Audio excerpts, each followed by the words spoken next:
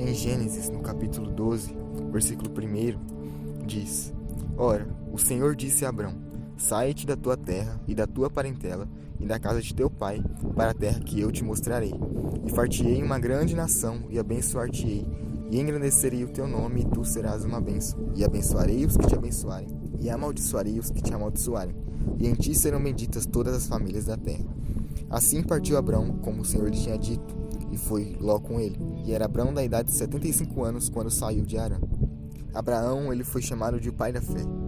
E a primeira coisa que nós vemos em uma pessoa que tem fé é a confiança e a obediência em Deus. Porque Abrão, ele vivia no meio de uma parentela idólatra. Ele conhecia deuses que ele podia ver, mas que não faziam nada. Porém, quando ele ouviu este Deus desconhecido, que era invisível, que ele nunca havia ouvido falar, ele deu ouvidos à voz desse Deus, ele confiou nesse Deus e ele fez a vontade desse Deus. Porque o Senhor chamou Abrão e fez uma promessa para ele, de que ele seria uma grande nação, de que ele seria abençoado, que o nome dele seria engrandecido, que ele seria uma bênção e que os que abençoassem ele seriam abençoados, os que amaldiçoassem seriam amaldiçoados, e nele seriam benditas todas as famílias da terra. E ele confiou em Deus, um Deus que ele não conhecia e que nunca tinha ouvido falar. E ele fez a vontade desse Deus, ele obedeceu, porque ele partiu, ele saiu para fazer aquilo que ele foi chamado para fazer. No capítulo 15, Deus vai em visão a Abrão, dizendo para ele não temer, que ele é o escudo dele, o grandíssimo galardão dele. Então ele vai dizer para Deus: que há de me dar, pois ando sem filhos, e mordomo da minha casa é Damasceno Eliezer.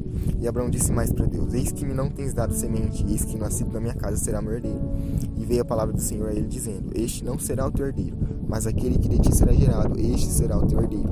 Então levou fora e disse: olha agora para os céus e conta as estrelas, se podes contar.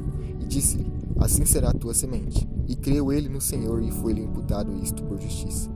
Então a pessoa de fé, ela crê, ela confia, ela obedece, e ela sabe que Deus pode todas as coisas, que para ele nada é impossível. Abrão, ele não duvidou. Hebreus diz que sem fé é impossível agradar a Deus. E diz que a fé é o firme fundamento daquilo que esperamos e a prova das coisas que não vemos. E Abrão, ele creu em Deus, creu na promessa que foi feita a ele. No capítulo 22, Deus vai fazer um teste, uma provação com Abraão, que já teve o seu nome trocado de Abrão para Abraão. E vai dizer para ele sacrificar o filho dele, Isaque, o único filho que ele tinha. Então ele vai pegar o filho dele e os moços e vai caminhar por 3 dias, que não é por coincidência. Jesus também levou 3 dias para ressuscitar. Então 3 dias depois ele vai chegar no lugar que Deus havia mostrado para ele ir sacrificar Isaque. E Isaque vai falar assim: pai, eu estou vendo a lenha, o fogo, mas não estou vendo o cordeiro para ser sacrificado. E Abraão vai dizer: filho, Deus proverá. Então, na hora que ele vai sacrificar Isaque, o anjo do Senhor lhe brada desde os céus e diz: Abraão, Abraão. E ele diz: eis-me aqui. E então ele diz: não estendas a tua mão sobre o moço e não lhe faças nada, porquanto agora sei que temes a Deus e não me negaste o teu filho, o teu único, que é o que Deus fez por nós. Não nos negou o único filho dele, que é Jesus, que morreu por nós. Então Abraão levantou os olhos e viu um carneiro de trás dele, travado pelas suas pontas no mato. E ele tomou o carneiro e ofereceu um holocausto no lugar de seu filho. Então nós vemos também que Abraão, mesmo depois de ter recebido a promessa, ele permaneceu fiel, permaneceu obediente, fazendo a vontade de Deus, a ponto de abrir mão, de renunciar à promessa, de renunciar àquilo que ele tinha, aquilo que ele amava, que era Isaque, seu filho.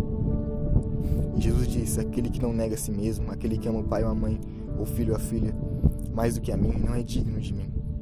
Então Abraão, ele confiou em Deus, ele obedeceu a Deus, ele creu em Deus, ele permaneceu fiel, obediente, renunciando a si mesmo e aquilo que ele amava, para continuar fazendo a vontade de Deus. E é por estes e outros motivos que Abraão é chamado de o pai da fé. E essas são as características de uma pessoa que tem fé em Deus. E muitos hoje em dia chamam pastores de pai na fé, chamam pessoas de pai na fé.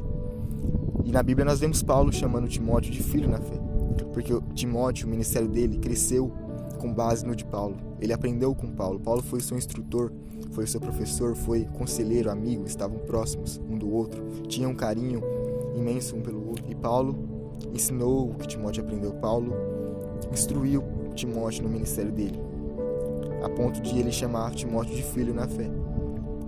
Só que a Bíblia não nos dá esse respaldo, porque Jesus diz em Mateus 23, versículo 8 em diante: vós, porém, não querais ser chamados Rabi, que significa mestre, Porque um só é vosso mestre, a saber, o Cristo, e todos vós sois irmãos. E a ninguém na terra chameis vosso Pai, porque um só é vosso Pai, o qual está nos céus. Nem vos chameis mestres, porque um só é o vosso mestre, que é o Cristo.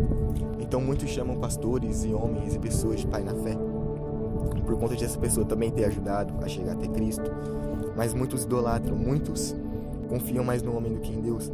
Muitos acreditam que foram salvos pelo homem e esquecem que quem realmente salva é Deus, é Cristo, que realmente só chega à presença através de Cristo, por meio de Jesus. Abraão foi pai da fé porque da descendência dele veio o Cristo, por quem somos salvos através da fé. Como diz em Gálatas 3, no versículo 6, é o caso de Abraão, que creu em Deus e isso foi lhe imputado como justiça. Sabei, pois, que os que são da fé são filhos de Abraão. E diz também no versículo 11, é evidente que pela lei ninguém será justificado diante de Deus, porque o justo viverá da fé. Também diz no 16, ora, as promessas foram feitas a Abraão e a sua posteridade. Não diz e as posteridades, como falando de muitas, mas como de uma só, e a tua posteridade, que é Cristo. E diz também no 27, porque todos quantos fostes batizados em Cristo, já vos revestistes de Cristo. Nisso não há judeu nem grego, não há servo nem livre, não há macho nem fêmea, porque todos vós sois um em Cristo Jesus. E se sois de Cristo, então sois descendência de Abraão, e herdeiros conforme a promessa.